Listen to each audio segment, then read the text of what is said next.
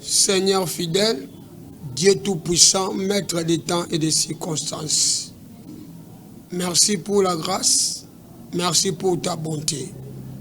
Seigneur, c'est le temps que nous te présentons sur les médias.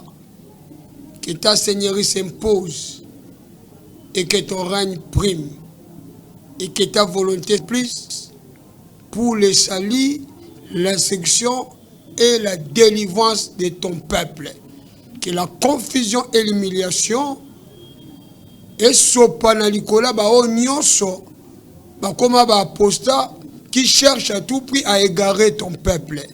Sois notre Dieu, notre maître, notre source d'inspiration, afin que la gloire soit à toi et que la délivrance soit pour nous, au nom puissant et glorieux de Seigneur Jésus-Christ. Amen.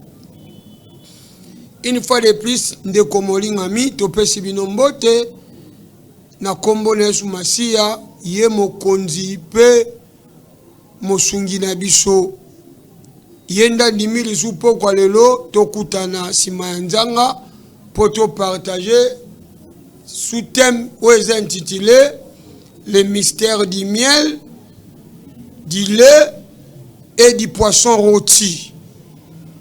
Bien-aimé,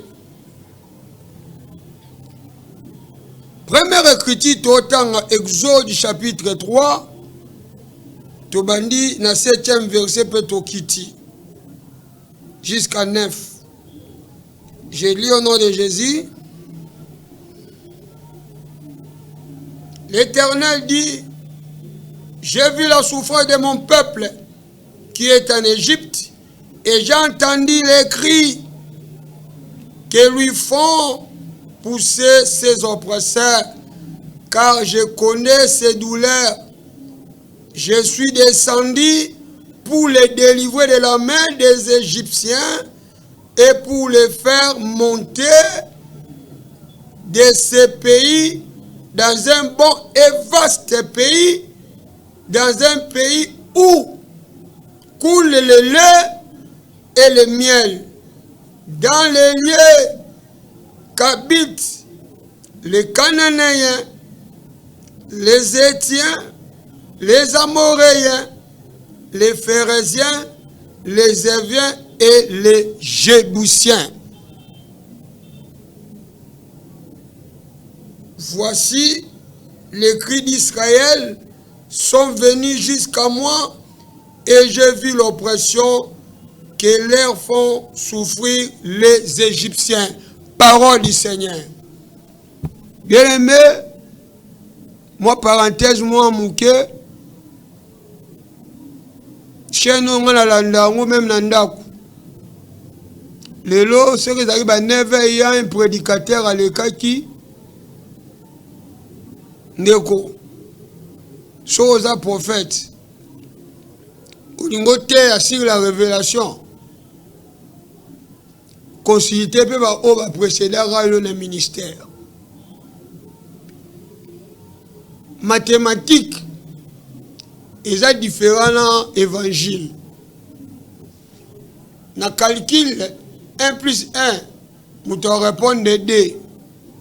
Mais le Valanzambi, soit il y a une révélation. Le rôle de aigle. Aigle, ata pumwe. Mais il y a des fois qui t'en a libanga.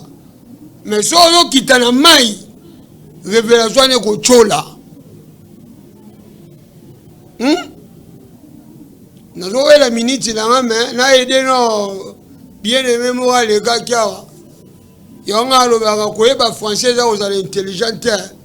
Parce que plusieurs prédicateurs ont battu en français. Ils ont commettre des dégâts l'évangile. Moïse a dans le jardin de l'été. Avec connaissance des biens et du mal, c'est Moïse papa. C'est du faux et c'est du mensonge. Nazo aidé le dans l'amour. N'a passé à l'ingala. Yo ya français, prophète en français. Ah, le conseil de bien animal qui est tanga le rôle de la révélation. Le rôle de prophète, on appelle la révélation qui est tanga Ézéchiel 28, 13. Après, on a balo belango kuna. C'est pas Moïse. Est-ce que Moïse est venu pour tuer les gens? Est-ce que l'autre jardin d'Éden était Moïse a dit dans le jardin? Bolingi kaka révélation, révélation, révélation sans fondement. Là, pour les conseils de bien, c'est Moïse. Ou alou Kouta. Na kangi kutu parenthèse. Bandela matéa. On appelle ce verset. Le gros de l'oukoye ba abe de conseils. Kendo tang Ézéchiel 28, 13. Tangango. Les choses va passer à l'ingala, mais français. Tout ça, on va pour exprimer l'évangile. Il faut que tu aies selon Yemoko. Il y a un Mukanda hébreu 1. Et à tout le monde, dans plusieurs manières. Le l'abisso n'a pas prophète. Mais dans ces derniers temps, Dieu nous parle par son Fils lui-même. Et là, tout m'a ramené à l'eau. Révélation basse, c'est la pierre qui est Jésus. Ce qui est révélation basse, je voulais avec notre message du jour.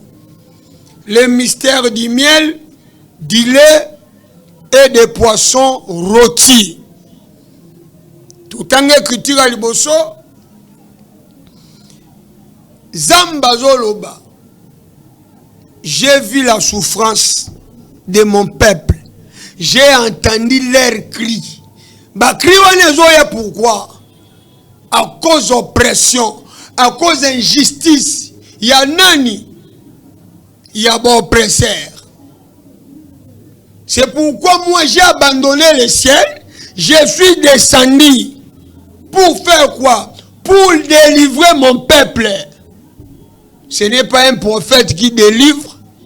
Ce n'est pas un pasteur. Ce n'est ni un docteur. Mais c'est Dieu lui-même qui descend. Mais avant qu'il descende, il faut qu'il aille au cri.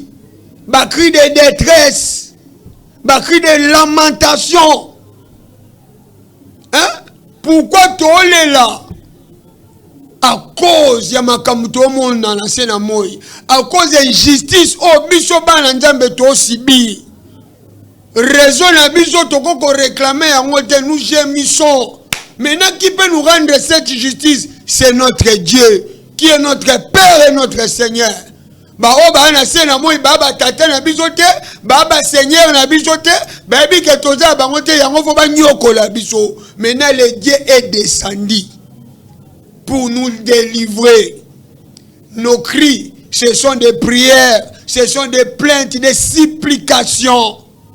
Voire même malgré la douleur, mais nous invoquons, malgré la douleur, mais nous adorons. Pour batumusuba zalaka. Alemina kondima amati bangomba résulté zate tolonase résulté zate yaya silence nzambe eli kotalisa absence na été mais nzambe oyo anzamba ba principe il n'agit pas avant le temps et il n'agit pas après le temps, il agit toujours dans son temps, il a son calendrier. Oui, que ça y a battu. Yo peut-être que situation comme yo, ozo kansara le nzamba sala. Mais nzamba za bongote. Dieu n'est pas un homme. Il a son agenda. Et pas agenda na ye. Tant azo kita. Yo zara na kata kolela. Ou éviter que nzambe sa kiti. Maintenant c'est le temps oyo. Ba oppresseur na yo. Bazo augmenter. Douleur likolo na yo. Oppression likolo na yo. Pour la hôtel sur le rôle comme si le Dieu était abandonné. Mais n'oublie pas une chose. Matthieu 28, le Seigneur a prédit. Voici. Natanga yom to lembaka. Au moins le roi Nzambazate. Zanatanga lo versana est motivé. Matthieu 28.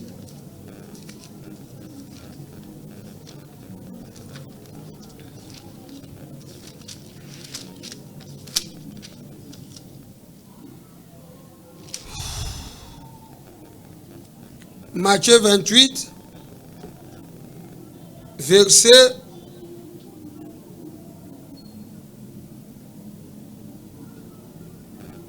19 à 20. Allez, faites de toutes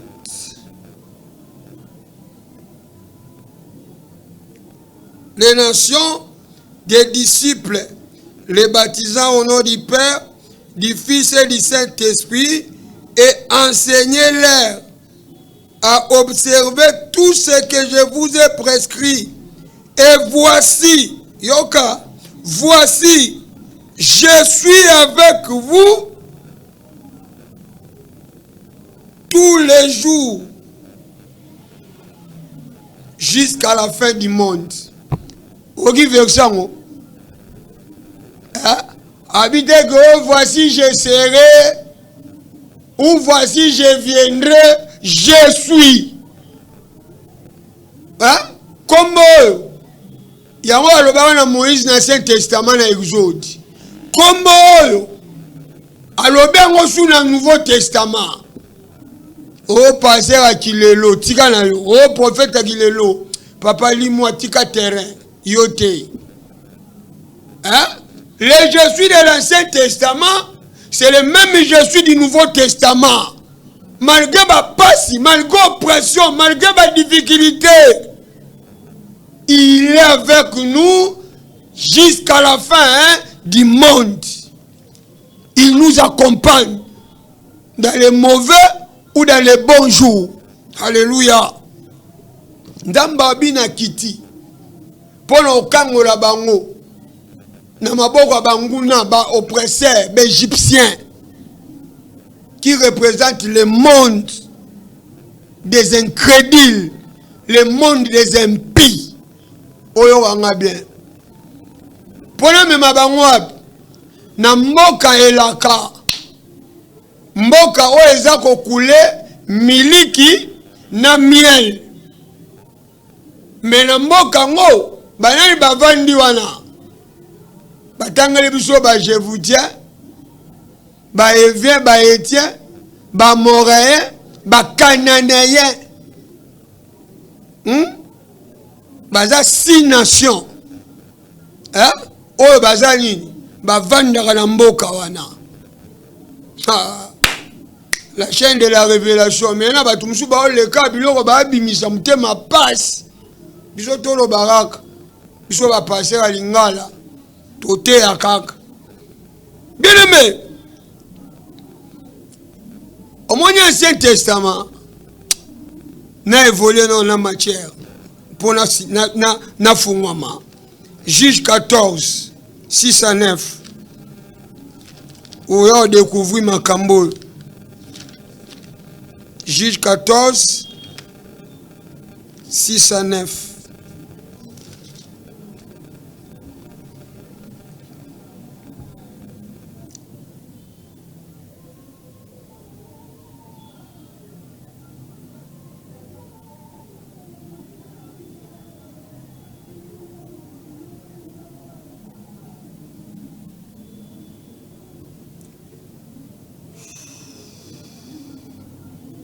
L'esprit de l'Éternel saisit Samson et sans avoir rien à la main, Samson déchira les lions comme on déchire un chevreau.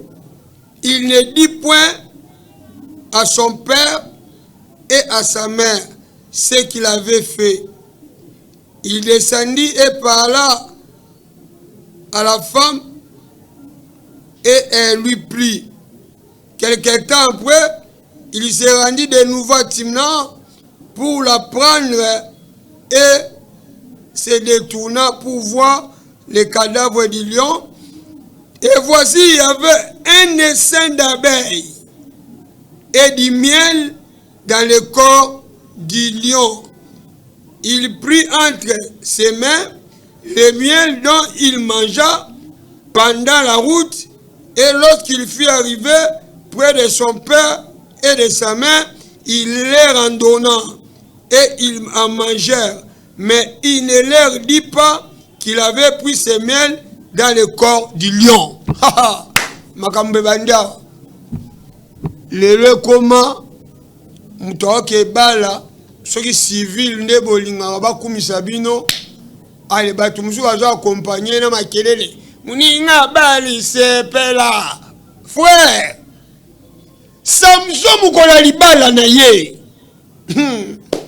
ba parents liboso ye na sima na intervalle kabola gena ba parents na maboko mutarendo bala amema machette te oh mon Dieu libuka rien Bible dit Samson main vide lui abimele brusquement mboko yo Congo yo Kinshasa surtout otali moi sa mbishi akima mbula akima na mbwa mkie me masumu babeta ngo fara mabanga Kinshasa babanga masumu te basi ya mboko basi ya kilelo atie ba tatouage tala ebele azobanga mbwa mkie na mbula so ebanywana ba okima pressé mais lisumu fara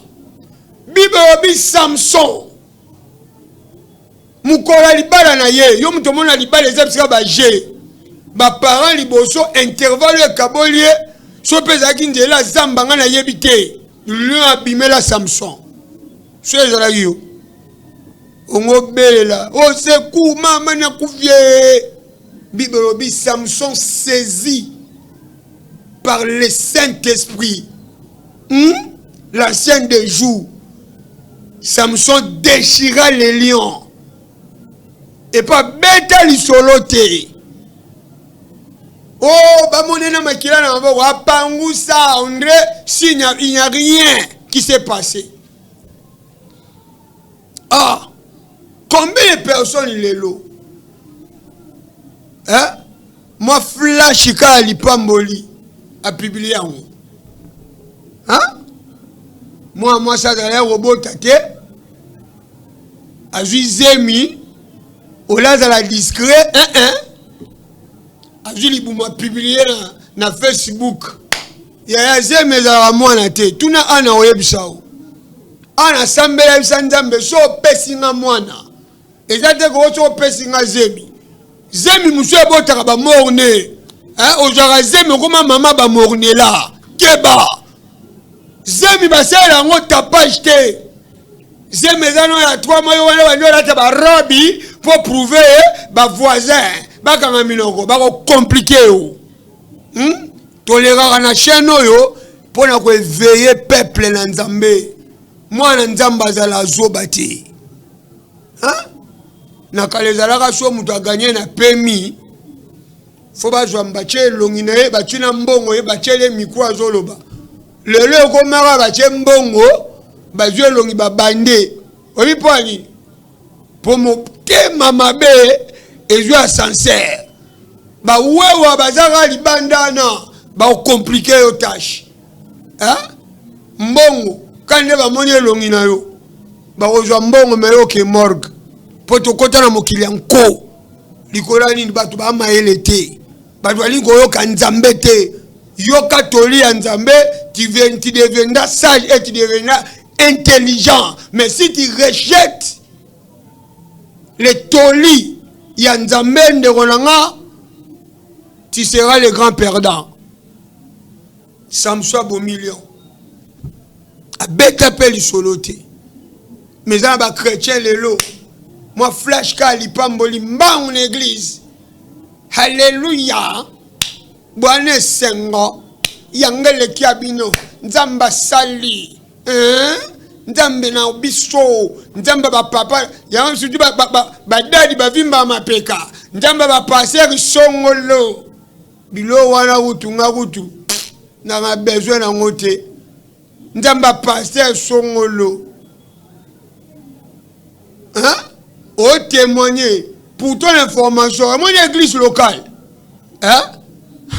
église locale les alibuma Eve Libuma Eve botana ba kayen Faut bimane libuma Sarah pour libuma Eve Bamsou va peser un combo église des saints. Hey! Liboumaev! Ah, Tika Boero, bisoto évolué. Révélation, yéba révélation. Zogité, on met un part choc. Bien aimé. Samson. Akema Kambalibala. A bon million à aller. À garder secret. Après quelques jours, il y a pas moi si. Bazong suna ba parents. Peut-être que si ça bilo ba senga ibango. Hein? Habiter na beka tout. Na kane sika na terrasse ki lion. Akuta neske bembalo ezalaki amoni ndaku pena ba njoyi na miel. Oyo kanga bien. Miel les anini. Tolo bela le mystère du miel, le mystère du lait et le mystère du poisson rôti. Bien aimé. Et c'est d'abeilles les anini. Ndako banjoli wana ba représenter nini. Na zongisio na Exode. Bazo représenter ba pharisiens, ba nation. O bazawab. O bazana Canaan. Comme quoi? Comme le pays de la promesse. Alléluia. Nzamba mara maras pona biso ba msuso. Maintenant, les lions c'est quoi? Les lions représentent, bien aimé pour ton information, l'Ancien Testament est l'ombre ou le témoin à distance de la mission du Christ pour le salut des hommes. Yo lingara révélation, mais il n'y a pas que base à révélation fait à la Jésus. Ce que c'est Jésus, mon frère Tika Matéa. Maintenant, écriture là tanjo ton a Christ quand. So tangi Romain chapitre 10 verset 4. La Bible nous dit Jésus-Christ est la fin de la loi pour la justification de tous ceux qui croient. Oyo kanga bien. Christ est la fin de la loi pour la justification de tous ceux qui croient. Sur 1 Jean 3:8. Le Fils de l'homme est apparu pour détruire les œuvres du diable. C'est-à-dire les lions représentent l'image du diable. Hein? Donc lion, ça me soit terrassaki à déchiraki. C'est l'image du diable. Maintenant, lion koufinae.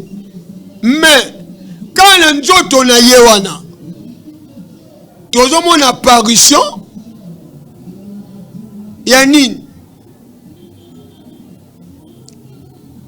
il y a un saint armé à Banjoyi, mais miel nassé.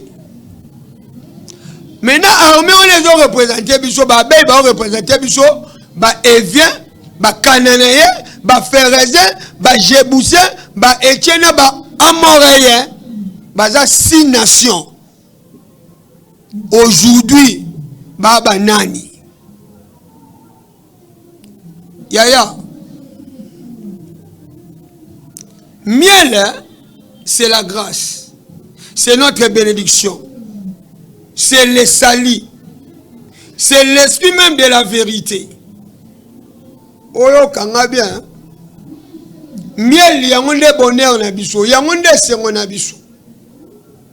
Au miel, les alaganti poison. Poison est où tu es. Diable a un vaccin à péché.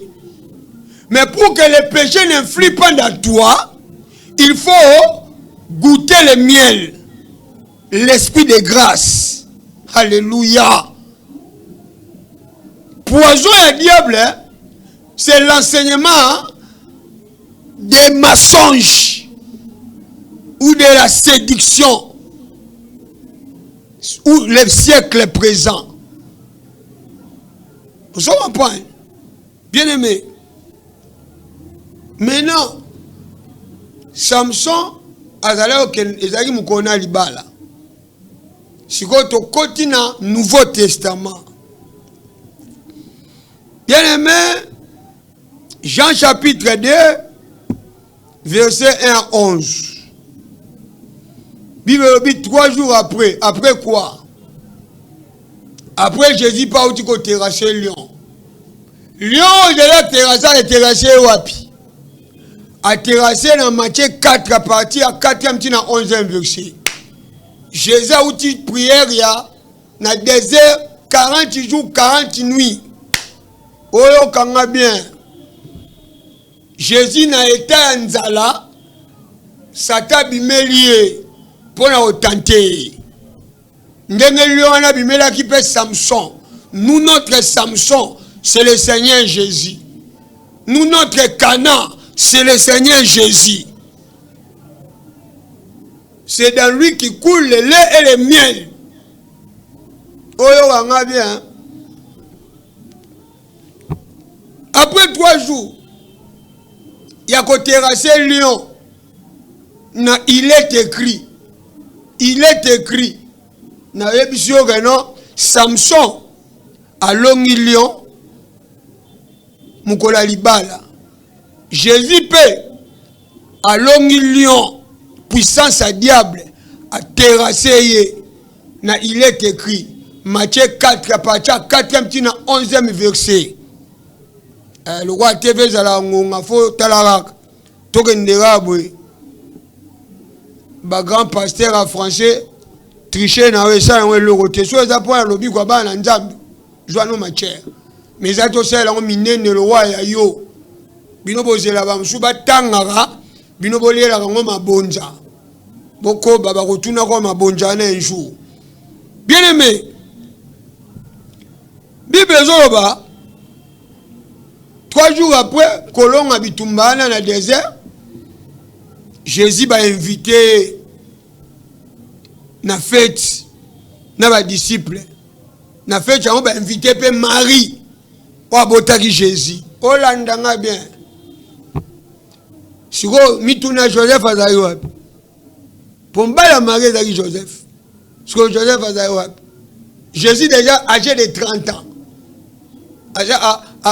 Azo banda ministère na ye. Hein? Ce que Joseph a dit pour ton information, hein? Joseph a déjà koufi. Marie a tiré la veuve. Pourquoi Marie a tiré la veuve? Nzamba ndima ki Joseph a koufa parce que Joseph a comme ça y sous le rôle à moi mbanda. Jésus a qui une mission. Hier, Joseph le roi qui menuisier charpentier, côté de Jésus, Nathan les affaires du ciel, Joseph a comme contrainte dans le ministère à Jésus. Dans 12 ans déjà, Jésus a enseigné dans le temple. Il a enseigné dans Mpaka. Joseph a dit, bisona maman no to lukayo. Eh mon a dit bape moi e gogo. Ah nzamba otala bite o za buzoba. Eh mon dit tikano makamwana yi. Keso mbabasete. Ah. Dikete kano mbibonga. Bilo akoleza teke no teka so ozumbonga otomba donga. Ah. Nzamba bi muto yo akompenga na mbanda ta. Poani ko sa Yesu boye. Il n'y a pas comme petit pharaon, comme ça, na bomera. Oyo ranga bien. Joseph a koufagi déjà. Pour Jésus, ça la libre, il y a qu'à exercer le ministère. Nazo ben da conseil, yo moi soi-disant ma pasteur. Ce qui m'a na vocation, que troublera été. Dieu est jaloux de son œuvre. Hein? Dieu est capable de te tuer comme il a tué Joseph. Nzamba il a raté entrave na œuvre na ye. Oyo mwana pasteur. Ya mon frère wana yembagi frère congolais wana. Mwana pasteur impolié, mwana pasteur. Ba yembela binoti. Papa zo bana nzambe me bino bana nzambe bana pasteur ben solant na ben solante. Pour nini mabonja bozo en église et comme ça bino ba yankelo kwa bokende de apoto ou ebite ke mabonja na ba o ba pesa ngo pour na bino te mais pour la musala papa na bien pas quoi o papa bino azala ngo. Ole bino pe bo landa nzela minene trop. Yo moni ebele vous êtes des malheureux et des maudits. Bien aimé yoka. Marina na Jésus na feti. Ouais ça la bota feti et ça la musique na masanga. Et je pense que ba cadeau peut ça marina luti. Yaya masanga sila na mpoasa. Je dis pas venu na kimia. Et puis place na muteba ki Yesu. Asala bikamu azate. Mais Marie Aebaki. Parce que prophétie à Siméon. Makambu Siméon l'obaga. Il fait mon parce que Joseph faisait les soutiens barrière l'évangile exalté. Oyo kanga bien. Allez partout. Faites de toutes les nations. Les disciples. Aucune version ne dit autant.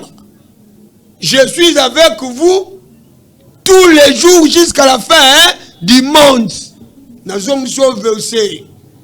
Il y a la carte fête, la carte salle. Jésus comprenait que mon Marie Pembe. Papa et Yohana Misute, ma sangue silite, faites que tu m'as lili. Jésus tala marabi moi si. Yo invité m'a pas invité. Est-ce que libala moi zanga? Quand nenge samsa utaki libala. Jésus pas une fête à libala. Après avoir vaincu le diable dans le désert. Ce qu'on va inviter dans libala. Ce qu'on a quand libala manka ya masanga. Pour battre kwiti. Ba diembela na verset oyo ba ngasa lo ba na raison. Oyo kanga bien les loups. Jésus veut Samarie, mon temps n'est pas encore là. Ton temps n'est pas encore là. N'est-ce pas, tu viens de tuer les diables, les lions, les serpents. Tu viens de l'écraser, n'est-ce pas? Tant écrasé, c'est-à-dire terrain, et comme accessible pour ça là, tant ministère est coquille. Jésus mon temps n'est pas encore là. Mais Marie avait la révélation. Pour l'Ibouma Marie. Et là, on voit l'Ibouma Sarah. Alléluia. L'Ibouma Marie, bota ba kuluna. Mais l'Ibouma Eve, bota ba kuluna. Et bota ba miibi, ba noki. Oh, biso ba église de Nigno. Lungwa, wa lukute. Tira biso ba toloba. Bien aimé. Jésus a dit mon temps n'est pas encore là. Marabi au Romona. Akaya bisiba ba protocole service traiteur abibo zalana. Nyoso ya web sabino tosa bon mona mambesa ya mawa. Faites c'est quoi? Faites koti malili. Ben invitez nous ba pesi ba cadeau pour le nini boy. Jésus a bo liboso na pena ba zingie pa ba protocole. Abi moi so a taking ai. Judas a teka pour kufa. Mais Marie a teka ki mwana était Marie a publié ginde Jésus. Abi tango koki mwana ngai sala yango. Combien de maman lelo? Bango ba publier aka makamba buzoba. Mboko na minorezaka Congo.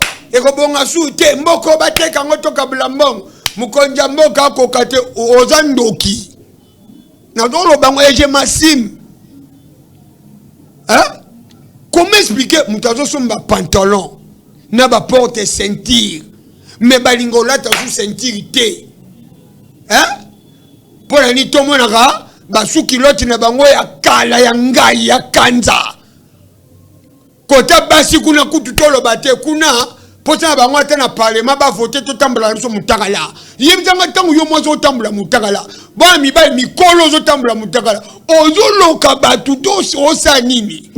Libabe binonde boche na mboka. Na tikala o mona président moko ta moko yo, alata pantalon sa sentir. Atate.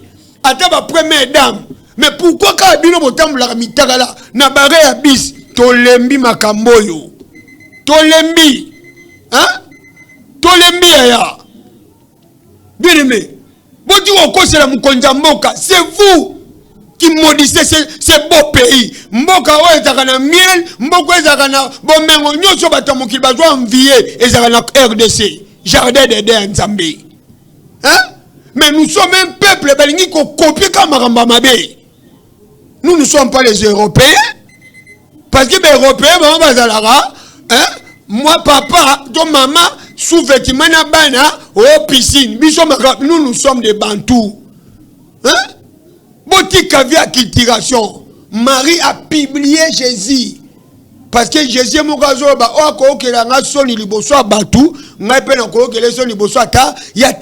donc Marie a sali promotion. Il y a Christ. Wapi na feti. Bien aimé na monde ozobenga s'il vous plaît. Nazowela ngonga minute TV za minute pardon ata na suka na rappeler bino merci. Yaya Maria Zosala azo présenter azo la promotion. Il y a christianisme. Mais batu combien de soi-disant des pasteurs à Kilelo bazo la soni ya Christ na mboko yo. Na ba sex tap to lo bakutu te. Hein? Batu ba telemeli Jésus wana. Hein? Jésus pe ayebisi bango bon. Bobi mano libanda. Yeda ayebisa ki bango ke awa. Ah Nzambe. Mutoka liloba na Nzambe zela mbatombola te. Pona oloba ke prix musu combien te. Liloba na Nzambe anyo baliake ya mobimba. Hein? Baliake ndambu te. Ah. Bonjour bien-aimé. Allô?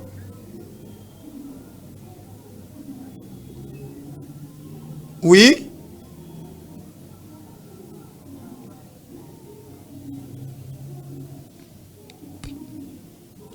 Olobi? Frère Mardoché, Olobi ni bien-aimé?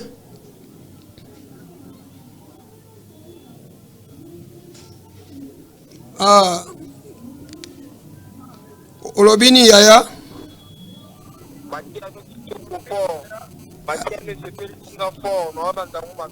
Merci bien aimé Nzamba Pambola yo bema Pambola yo. Joie patience toko matina souka. O joie penser, on comprend les pensées. Merci beaucoup na sepeli. Merci frère Mardoché na sepeli. Merci beaucoup. Nzamba Pambola bandeko balanda biso na bandako vraiment to évoluer na matière bien aimé dans le Seigneur botika okose la mukonja mboka hein yazo sala part na ye binope bo sala Congo za biso nyonso hein les anti-valeurs les na Congo yango mona makambo ebele zo bongate hein bolumbu ya mwasi na mboka c'est une malédiction. Oza déjà dit otambola mutakala na mboka pantalon osombe ngoza na porte senti. Est-ce que muto azala ki pantalon na biso otambola bongo? Il faut chercher la renaissance de ce beau pays. Hein? Banti valeur te aya. Maria sali promotion na salle de fête ebele ba ki Jésus te po ba yeba Jésus senga ki Marie a présenté Jésus et pas service hein, traiteur. Bien aimé dans le Seigneur. Ah. Oui, bien aimé. Allô, papa.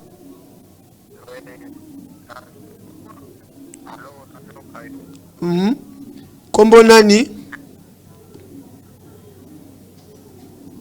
Ah, Akati.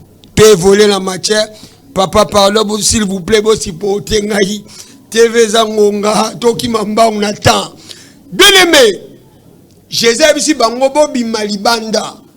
Bonjour, vase allez à qui 6. Hein? Na zongi zone exode. Hein? les Éviens, les Phérésiens, hein? Les lots. Et si il pamboli neza, nde si kapé benemi baza. Oyo wanga bien. Hein? Il faut longa babei pour miel. Oui, bien aimé. Oui. Bonsoir. Bonsoir, Yaya. Olobi? Papa, pardon, maman, s'il vous plaît. Posez la toko manasuka. S'il faut intervenir dans la prière, tout ça, là, merci. Bien aimé, Jésus a appelé si bango odrobi, bobima, bobi, boko, ça va vase. Ba vase, il a qui 6. Olandanga bien. Or 6. Ba vase, il a qui chacun a ba mesure, il a qui plainte. Et puis ba vase, il a qui salité. Hein? Il faut ça, écoute dans la salle. Batongo peu bon. Le quoi déjà consigne pesa magi. Marine de coach. Marie a représenté l'église corps. Alléluia. Marie a représenté l'église corps. So lingoye ba mambanzambe bima l'église locale.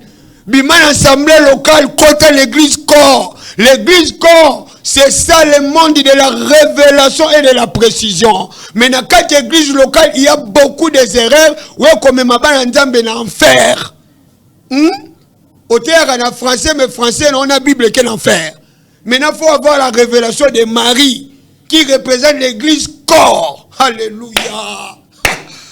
Marie, ayebisi bango nyonso ko babo tosa. Ya ba protocole ba bimi ba koti ba vazo ezaki nkele. Maintenant mituna ba nanyo bazaki na kata salle et puis ba nanyo bazaki libanda parce que chiffre 6 ils ont représenté chiffre ya imperfection. Qui étaient les empires? Ce sont des nations. Ce sont des Congolais, des Américains, des Chinois, des Zambiens, des Rwandais. Hein? Pour accomplir l'écriture qui dit quoi? Jean 3,16. Car Dieu a tant aimé le monde, il a donné son Fils unique afin que quiconque croit en lui ne périsse point, mais qu'il ait la vie éternelle. Tant que côté ici va vazouana. Jésus a pris ordre, deuxième ordre. Allez botoni sango mai. Mai wana ezaki ya kati, ezaki ya libanda ti. Pour mai libanda ils ont une infection. Mais Maya 4. Alléluia. Ah, Yesu amalamu. C'est-à-dire, ce sont les ignorants. Ni ne comme si ba ignorant. Parce que ba libanda. Jésus a dit à moi si Moussamalia. Jean 4, 23. Hein? À 24. L'heure vient. Il est déjà là. Où les vrais adorateurs adoreront en esprit et en vérité. Dans l'église corps, qui est le corps de Marie. Hein? L'image du corps de Marie. Et les églises au wapi lukuta et go kotate. Oyo kinga bien. Ya omoni bana nyonso Marie abotaki bazalaka basali ya Nzambe kobana na mwa liboso Jésus tozi Jean tozi Jacques tozi Jude natanga lo bande wa Jésus ba nyonso oyoki ata kulu na place wala o mutabar ate oki siko yo vandaka l'église locale au campagne makambo bien aimé. Tangu kaka yebisi bango bo baksa mai. O mai na kata salle. Bane bazaki na salle, c'est la nation d'Israël. Bango nde bazalaki na alliance en Nzambe, mais ba o bazaki libanda, les nations. bazaki na part na makamba nzambe te. C'est pourquoi mon sotangi Matthieu 15 au monde à Jésus azoleka une femme cananéenne. Alléluia. Abi Seigneur Jésus, fils de David, aie pitié de moi. Alors il a quitté pour la bapaya. Mais n'a quitté pour la robiksa libota Israël. Abakisa robi. Et bon ngite kozabile bana bakonzi kopesa na bambwa. Oyoki bavazo zaki libanda bambwa. Siko bakotisi bambwa na kata sale. Esika batu bazalaki. Esika bana bakonzi. Tant au sangani. Hein? Il faut te confesser quand Nzambe moko. Hein? Trop kabwana ba assemblée. Mais l'église corps. Hein? Tout se retrouver bisonyo so poto tombola koloma moko. Ko inanga te pona za assemblée locale na binote mais linganga parce que dans l'église où Jésus tikaki. Église wana alobaki bokota na ba oba libanda. Ba oba zaki na alliance Nzambe te mais ngolu. Pourquoi? Parce que yenda za miel. Alléluia. Yende vérité. Hein? L'esprit de la vérité. Hein? Miel, il faut poser un mot, il faut quota. Romains chapitre 8, verset 1 et 2. La Bible nous dit, il n'y a plus de condamnation pour ceux qui sont en Jésus. Yomu toi soi-disant assemblée d'Ingandi. Moi ça te talakaka buena boye obozani kena ba obazaki libanda. Ba obazaki libanda. Hein? Et ça bénisse Manyanga lelo hein? Hein? Et là ma femme Tamar. Bango alati. Natangi ba komola bango. Pourtant ba yemba. Ba mibalo bazaba ke moi ça te ba obina. Ko obina ni netindi obina. Hein? Et ça adoration ba ser wana te. Au moins que ba ko Jésus a sangisi biso. Na salle de fête. C'est-à-dire fête il y a Jésus, masanga Jésus, c'est le Saint-Esprit. Tant baké ko pesa mukolo fête. Obi kai a regretter bibo amitema mabe. Bo pesina no batu masanga moya mabe. Batu batetuki. Bo bombi pene bien spécial. Mayeba kite utaki wapi. C'est-à-dire ezaki tango abika ya bikamwa. Obikamwa. Et ça la Matthéo, boya ebele jamais. Si le Saint-Esprit descend, il y a les miracles qui s'opèrent automatiquement. Hein? Et ça va fabrication va lukate. Bo benga batu na kombo a Jésus mais batu ba kufi. Ah bo tchel suna fikinya, to batu ba kufa. Hein? Et si ka Jésus azala ki na mona ki ambulance te. Mais o ya bino. To mona na ba policier. Boye belara. Tout le monde a minduki. Est-ce que Mambanda meza minduki? Et ça. Ben ça passer un coup d'état. Totika bavanti. Est-ce que Jésus a ça ange de bayaka? Hein? Parce que la vie est-ce que Jésus a ça l'adoration? Hein? La louange. Et ça tout le monde a mon arrêté. Est-ce que Jésus a ça même mukuluna? Aoyibate. Ata mouyibi aoyibate. Pour Jésus a mettre même le gola ba sorcier. Mais so mo ina batu ba yibi batu ba kufi c'est que Yesu azala yité. Mo sale loro da bino. Bien aimé. Ba mela masanga. Masango ba melaka et si ça qui kuiti. C'est-à-dire Saint-Esprit ils ont désinfecté puissance à péché na kacha mutu. C'est ça qui représente le miel. Tous ceux qui sont conduits par le Saint-Esprit sont appelés fils de Dieu. Maintenant, si tu es conduit par l'esprit de l'ivrognerie, oh yes, hein? Tu es un candidat de l'enfer. Alléluia. Maintenant, le lait c'est quoi? Hein? Ndeko, Sotangi 1 Corinthiens 3, 8. Paul Azoloba, vous êtes charnel. Toi, il y a Apollo. Bisotoza Paul. Qui est Paul? Qui est Apollo? c'est-à-dire vous êtes des hommes charnels. Hein? L'église locale. Vous êtes trop charnels. Qui est Paul, qui est Apollos? Ce sont des simples serviteurs au moyen duquel vous avez écrit. Hein? Paul a planté, Apollos a arrosé. Mais c'est Dieu qui fait croître. Maintenant, mille qui rigole, mille c'est l'enseignement. Hein? Nous sommes toujours dans Matthieu 28, 19 à 20. Allez enseigner. Mille qui wana, Jésus le wala mokane la kana biso, vie de refuge na biso. Mille qui ozo makata Jésus, c'est l'enseignement. La saine doctrine, c'est ça. Mille qui. Pour la nipotokola na molimo. Alléluia. Maintenant, les poissons rôtis.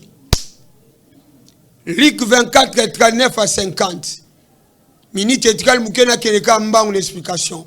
Bien aimé, Jésus a secoué, abimela ba disciple.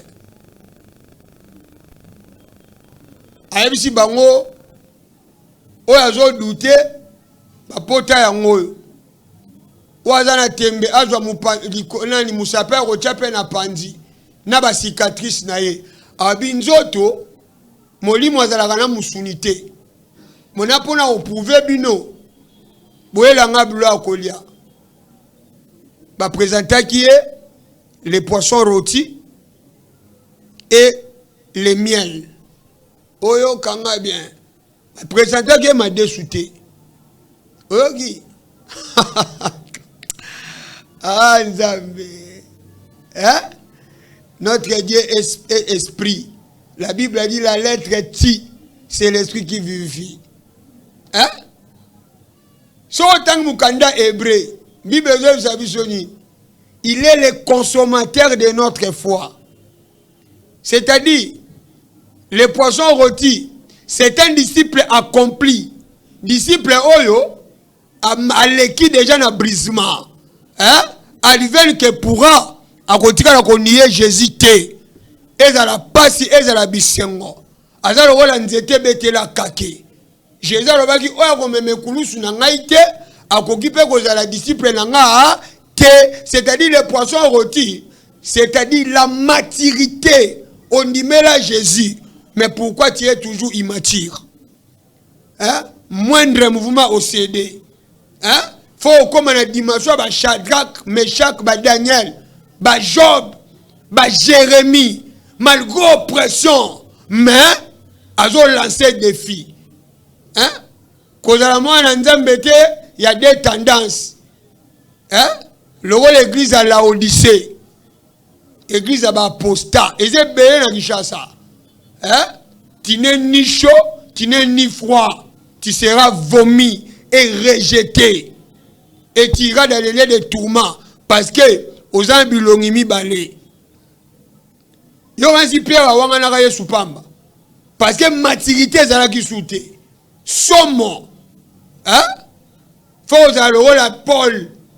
Paul azoba. Soki pona liwa na okufa. Romains 8:37.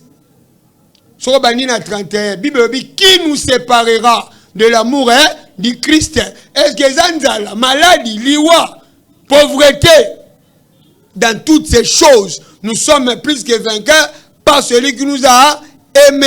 C'est-à-dire, miel, c'est la puissance du Saint-Esprit pour désinfecter, vaccin au diable injecté dans batou. C'est masse à péché. Bah, désinfecter na miel qui représente le Saint-Esprit, l'esprit de vérité. Maintenant, le lait, c'est quoi? Le lait, c'est la parole pire pour les croissances spirituelles. Maintenant, les poissons rôtis, c'est la maturité. Une fois ferme, une fois solide. Yango bandoka ba disciple Jésus, Seigneur, augmente-nous la foi. TV ezala ngonga minute komi na suka. Chaîne abiso YouTube s'abonner massivement, c'est le rachat officiel. Hein? Émission c'est le temps du salut. Église ezana venir Sifoko. Et pardon, venir démocratie numéro 2, quartier Matadi, Masina Sifoko, hein? Oleki Kulumba, Ozoya, démocratie, Zaka na triangle wana, numéro 2, Okuta biso wana, Nzambe apambola, balinga minyoso balandi biso, na Kampem, na Ngaba, na Matete, na Kobosa na te, Mama Ani, Bola Nzambe zaliko, na yo na Kapela, Mama Afumbwa, na Libota na yo, Mama Alice Choba, Papa Nestor, Kangomba, na Kobosa na te, Bana Nanga, bienvenue, ma chère épouse, Maman Lelemba Chantal, bébé Génie, bébé Asnat, bébé Samuel, bébé Sylvain, pourquoi pas Maman la belle biche, Binonyo Sobolanda biso vraiment, Ngolu na Nzambe zaliko, na bino ndeko Mardocha, tu kobenganga, bande onyo Sobolandinga na chaîne à télévision, Ngolu na Nzambe zaliko, na bino pe na mabote na bino, ce qui est soazongité, je pense, le vendredi, tout le monde a lisusu. Zamba Lola. Na recommandé libota o na maboko na yo. Émission oh, c'est le temps du salut.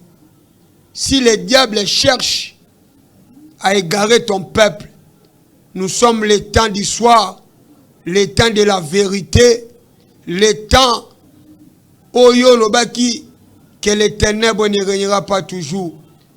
S'il y a des prédicateurs, au bazolinga, bakot sa levain, Seigneur, tu es toi-même celui qui verse sur ton église. Oloba qui même les portes de séjour des morts et qu'on conduit l'église noté. Tout prédicateur apostat a la frappé d'aveuglement, a même tenté à prêcher berère pour peuple na yo à l'embi mensonge. Seigneur, nous voulons que ta lumière, la lumière du ciel, puisse éclairer le cœur de ton peuple. Balongwananzela également, bakota na chemin à sali, car le miel, c'est notre bénédiction. Le lait, c'est ton enseignement, car tu as prédit que l'homme ne vit pas du pain seulement, mais de toutes paroles qui sortent de ta bouche.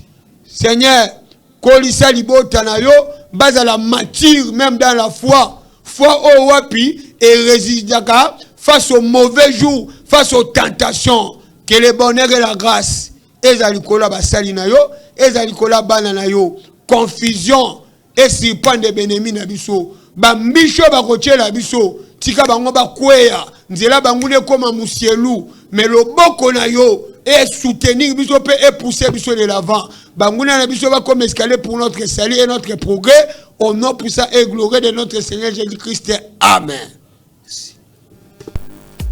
RTVE, Radio-Télévision La Voix de